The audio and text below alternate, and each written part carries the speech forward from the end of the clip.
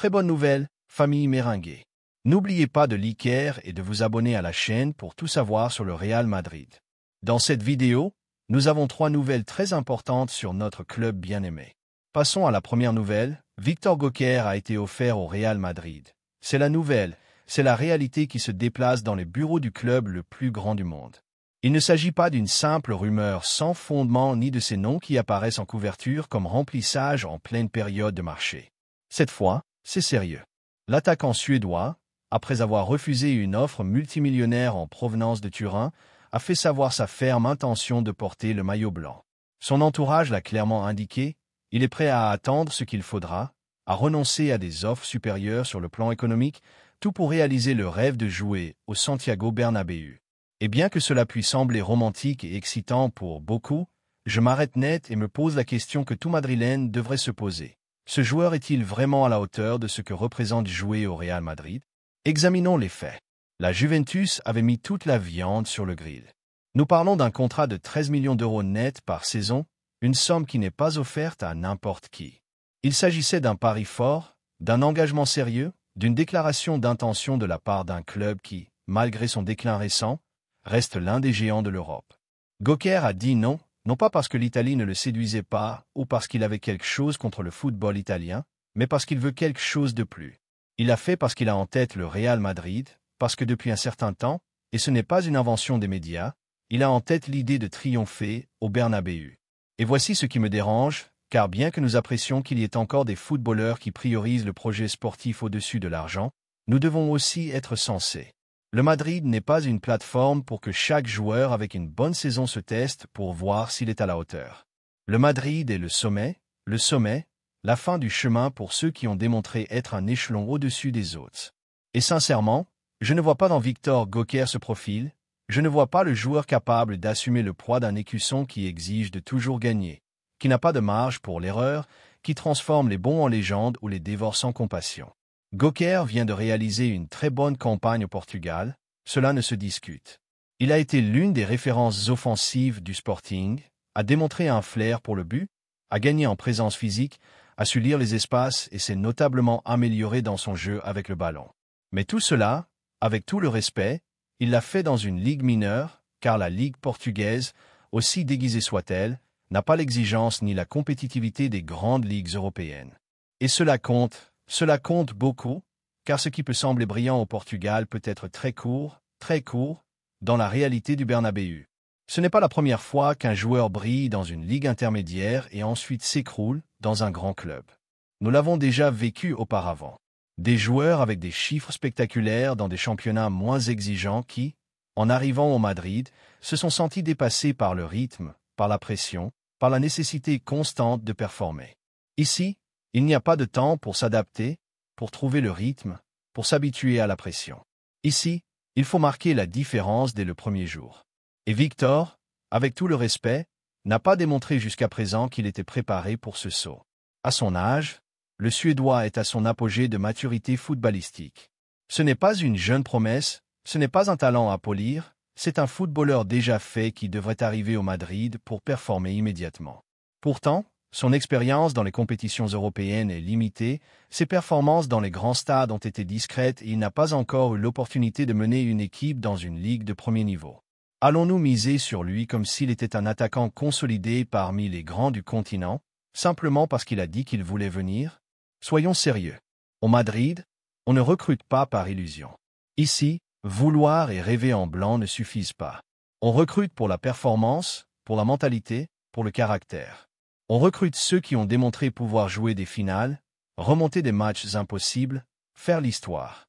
Gokers, au-delà de sa bonne saison au Sporting, ne correspond pas à ce profil, car il n'a pas été protagoniste en Ligue des Champions, il n'a pas démontré ce gène gagnant dans des contextes de pression maximale, car sa figure génère encore plus de questions que de certitudes. Et je ne le dis pas seulement depuis le scepticisme, je le dis parce que le Madrid est arrivé où il est grâce à une politique sportive basée sur l'excellence, parce que dans ce club, on a appris à base de succès et d'erreurs que tout ce qui brille ailleurs ne peut pas briller ici, car ce club exige autre chose, exige un esprit spécial, une capacité à se transformer en géant lors des grandes nuits. Et cela ne s'achète pas avec de bons chiffres au Portugal, ni avec un refus à la Juventus par amour pour un écusson. De plus, il y a un composant qui me dérange particulièrement. Ce type d'offre où l'entourage du joueur se précipite pour dire qu'il attend le Madrid, cela sent trop la stratégie, la manœuvre d'agent pour gonfler, pour gagner des minutes dans les médias, pour générer de la pression. Nous avons déjà vu ces films, le joueur qui se déclare madrilène, qui refuse des offres en attendant l'appel blanc, qui se présente comme un romantique du football jusqu'à ce que quelques semaines passent, le Madrid ne bouge pas et il finit par signer avec un autre club au double du salaire, tandis que son agent dit que ce n'était pas de leur faute. Ce jeu, nous le connaissons et nous ne devons pas y tomber. Ce club a besoin d'attaquants de hiérarchie éprouvée, de parcours européens, d'impact immédiat. Ce n'est pas le moment pour des paris qui peuvent bien se passer ou se terminer en prêt en janvier. Nous n'avons pas besoin d'un autre joueur pour voir ce qui se passe. Nous avons besoin de certitude, nous avons besoin de footballeurs qui, lorsqu'ils foulent la pelouse du Bernabéu, ont déjà démontré ailleurs qu'ils peuvent être parmi les meilleurs. Et avec tout le respect pour Goker, aujourd'hui, il ne remplit pas ses exigences. Qu'a-t-il? Du physique. Oui, il a le but aussi, il rêve de jouer ici, c'est apprécié. Mais cela, madrilène, ne suffit pas. Il ne suffit pas de le vouloir. Le Madrid n'est pas un prix de consolation pour celui qui ne ferme pas avec d'autres clubs. Le Madrid n'est pas une station de passage. Le Madrid est la destination des meilleurs, et les meilleurs n'ont pas besoin de s'offrir, les meilleurs sont recherchés, désirés, recrutés avec la conviction qu'ils vont marquer une époque. Est-ce que quelqu'un croit vraiment que Victor est ce joueur? Je l'éclaire? Non. Et non pas parce que son enthousiasme me dérange, mais parce que je sais ce que signifie jouer au Real Madrid, parce que j'ai vu de vrais monstres défendre ce maillot. Et maintenant, je vous le demande, à vous, madrilène, que pensez-vous de tout cela? Croyez-vous que nous devons recruter un attaquant simplement parce qu'il veut venir et a refusé de l'argent pour le rêve blanc? Ou croyez-vous, comme moi, que ce club doit maintenir son standard, qu'il ne doit pas baisser la barre, qu'il ne peut pas ouvrir la porte à n'importe qui, aussi bonne volonté soit-elle, parce que cette conversation est aussi la vôtre, parce qu'ensemble nous devons protéger l'écusson, prendre soin de la grandeur, maintenir l'exigence vivante. Et parce qu'à la fin, ce club n'a pas besoin de volontaires illusionnés, ce club a besoin de légendes. La deuxième nouvelle concerne une décision importante dans notre club. La rénovation de Raúl Asensio par le Real Madrid est une nouvelle qui, en tant que madrilène, me remplit de satisfaction. Non seulement parce que c'est un mouvement logique du point de vue sportif, mais aussi parce qu'elle représente la confirmation d'une idée que beaucoup d'entre nous défendons depuis des années. À Valdebea, on forge aussi des joueurs capables de porter avec fierté et responsabilité le maillot blanc. Et Raúl, avec seulement 22 ans, a démontré en être un. La rénovation imminente de son contrat jusqu'en 2031 est bien plus qu'un pari sur l'avenir, c'est une reconnaissance méritée pour un joueur qui a su se faire une place dans un environnement où la compétition est féroce et les opportunités ne se donnent pas. Depuis le début de la saison, Raúl a laissé des signes clairs que son évolution n'était pas une coïncidence. Son passage par le centre de formation, sa constance au Castilla, et surtout, sa performance à chaque fois qu'il a dû sauter dans la première équipe étaient des arguments qui ne pouvaient pas passer inaperçus. Dans un club où les erreurs sont sévèrement punies et où chaque minute de jeu peut signifier le début ou la fin d'une carrière, Asensio s'est montré ferme, confiant, par-dessus tout, préparé. C'est ce type de joueur qui n'a pas besoin de haut-parleurs pour se faire remarquer, qui ne lance pas de déclarations grandiloquentes, qui n'apparaît pas dans des scandales, qui ne vit pas du marketing. Sa réponse est sur le terrain, c'est là, sur la pelouse, qu'il construit son profil sobre, discipliné, efficace. Son profil correspond à la tradition des défenseurs centraux qui ont fait l'histoire au Bernabéu. Il a une présence physique, sait gagner dans les duels corps à corps, va bien dans les airs et possède en plus une lecture tactique qui le rend difficile à surpasser. Mais s'il y a quelque chose qui distingue Raúl Asensio au-dessus du reste, c'est sa capacité d'anticipation. Il n'a pas besoin de courir derrière l'erreur parce qu'il est rarement mal positionné. Il a cet instinct naturel pour être où il doit être, pour fermer les espaces, pour lire les intentions de l'adversaire avant qu'elles ne se matérialisent. Et cela, pour un défenseur, vaut de l'or. Mais au-delà du footballistique, il y a quelque chose qui, en tant que supporter, me rend encore plus fier, sa formation en tant que madrilène. Raúl est de ces footballeurs qui ont grandi au sein de l'institution, qui ont appris les valeurs du club depuis les catégories inférieures, qui ont vu de leurs propres yeux ce que coûte d'arriver à la première équipe. Ce n'est pas un produit importé ni une star achetée, c'est l'un des nôtres. Et cela a une valeur symbolique énorme dans un football où il est de plus en plus habituel de voir des effectifs remplis de joueurs étrangers. La présence de jeunes issus du centre de formation avec un véritable sentiment d'appartenance est fondamentale pour maintenir vivante l'identité du club. Ce n'est pas seulement une question de donner des opportunités parce qu'ils sont de la maison. Ici, on ne fait pas de faveur. Le maillot blanc pèse trop pour cela. Mais lorsqu'un joueur démontre être capable, lorsqu'il répond à l'exigence par la performance, alors il n'y a pas de meilleur message que de le protéger et de miser sur lui. Et c'est exactement ce que fait le club avec Raúl Asensio. Sa rénovation est une preuve d'intelligence institutionnelle. On s'assure un défenseur jeune en pleine croissance sans avoir besoin de chercher à l'extérieur ce que l'on a déjà à la maison.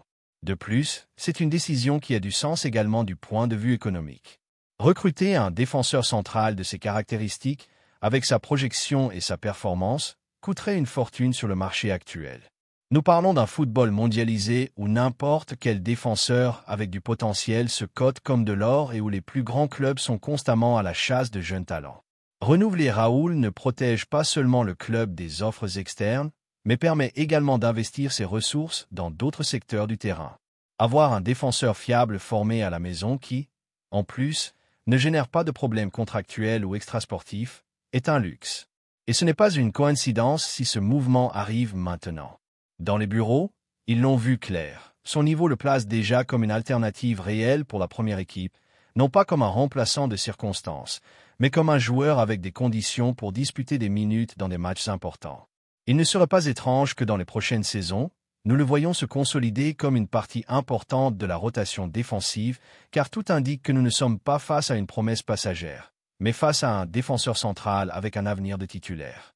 La confiance qu'il a transmise à chaque fois qu'il a sauté sur la pelouse en est la meilleure preuve. Il est également intéressant de penser à ce que cette rénovation signifie pour le centre de formation en général.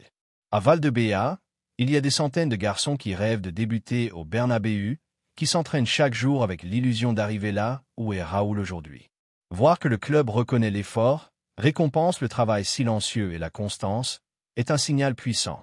Il dit à tous les jeunes que c'est possible, que si on s'efforce, si on respecte les temps et si on performe quand on nous l'exige, les portes peuvent s'ouvrir.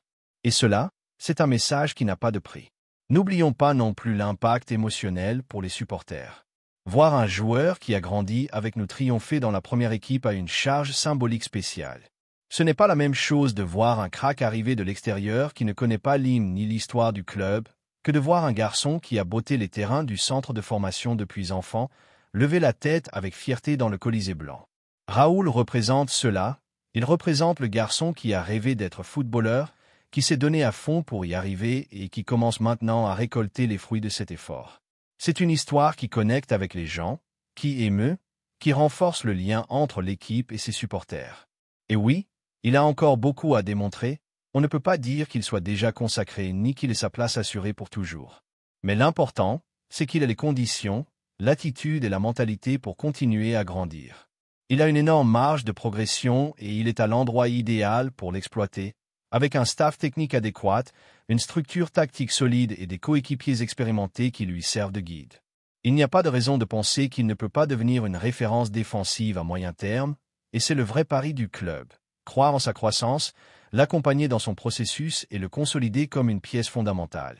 C'est pourquoi j'insiste, cette rénovation est une grande nouvelle, non seulement parce qu'elle assure le présent d'un joueur en plein développement, mais parce qu'elle pose les bases d'un avenir cohérent, solide et avec une identité.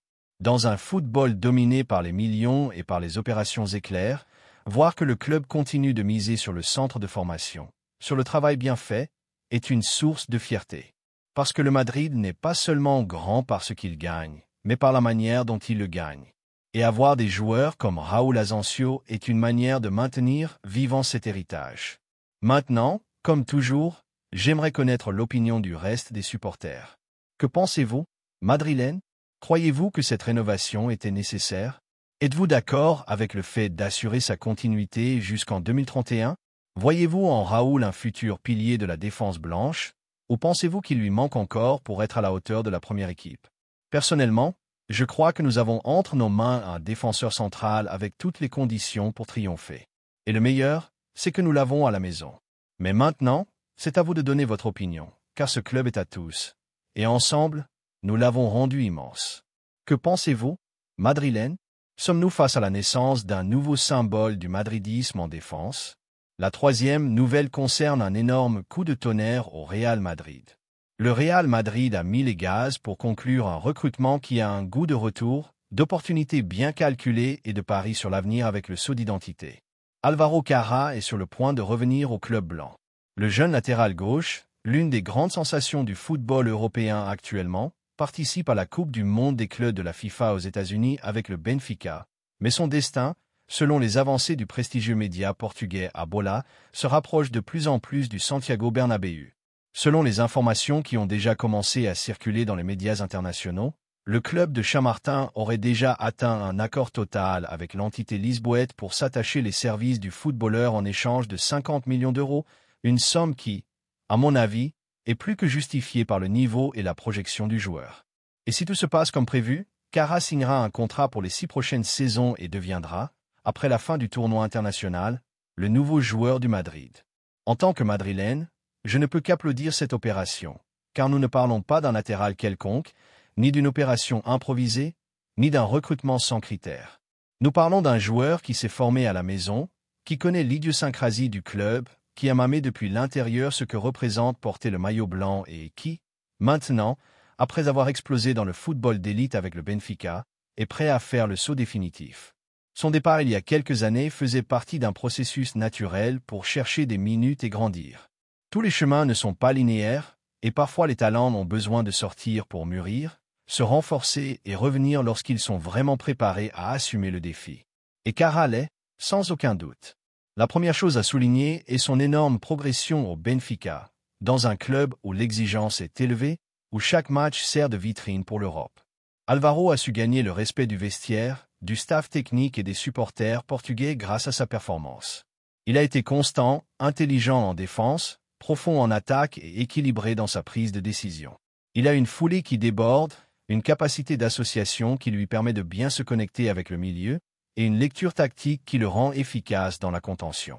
Ce n'est pas seulement de la vitesse, c'est du football, c'est de l'intelligence, c'est de la maturité. Et quand on voit comment il s'est développé dans un tournoi de grande visibilité comme cette Coupe du monde des clubs, où chaque mouvement est suivi par des recruteurs du monde entier, on comprend que le moment de son recrutement n'est pas une coïncidence. Le Madrid a su se mouvoir avec astuce, sans précipitation, mais sans laisser les autres lui souffler la tartine. Car oui, il y avait de la compétition, on parlait d'intérêt depuis la Premier League, même de clubs italiens avec des offres agressives.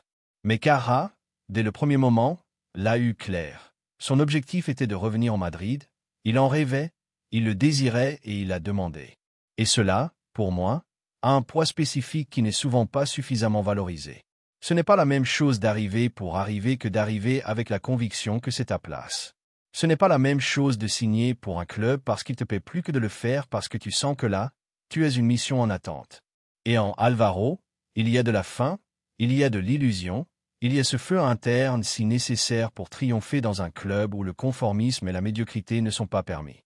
Il vient avec l'envie de laisser une marque, il vient avec le sac chargé d'expérience, mais aussi de gratitude, car il sait que cette institution lui a donné la base, car il comprend ce que signifie jouer au Bernabéu et porter le blanc.